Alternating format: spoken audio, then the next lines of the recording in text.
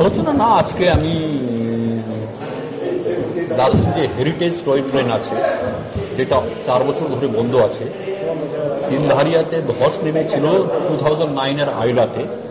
তারপর ওই রোডটা এখন পর্যন্ত রিপেয়ার করা হয়নি। যেহেতু রাস্তা কনকারেন্ট লিস্টে পড়ে, রাজ্য সরকার কেন্দ্র সরকার দুজন ইকুয়ালি দায়ী, কিন্তু কোথাও থেকে উদ্যোগ নেওয়া হয়নি।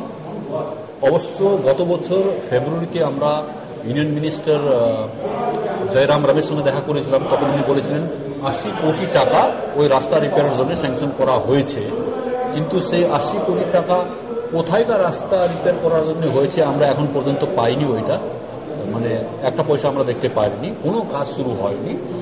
আর দার্জিলিংয়ের ট্যুরিজমের জন্য 3টে জিনিস ইম্পর্টেন্ট।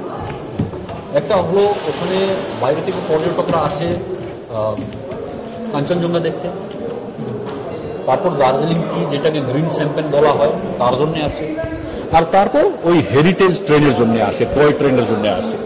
তো সেই টয় ট্রেন এখন 4 বছর ধরে বন্ধ আছে। আর ইউনেস্কো 1999-এ এটাকে হেরিটেজ স্ট্যাটাস দিয়েছিল। এখন ইউনেস্কো ভাবছে ওই হেরিটেজ স্ট্যাটাসটা তুলে নিতে।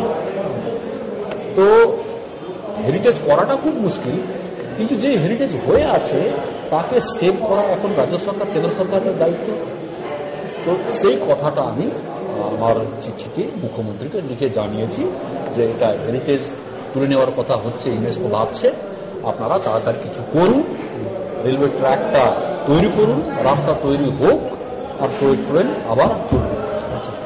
এইটাই লিখে আমি চিঠি দিয়েছি চিফ মিনিস্টারকে। আর একটা প্রধানমন্ত্রীকে পাঠিয়েছেন চিঠি? প্রধানমন্ত্রীকে আজকে পাঠাবো, মুখ্যমন্ত্রীকে দিয়েছি।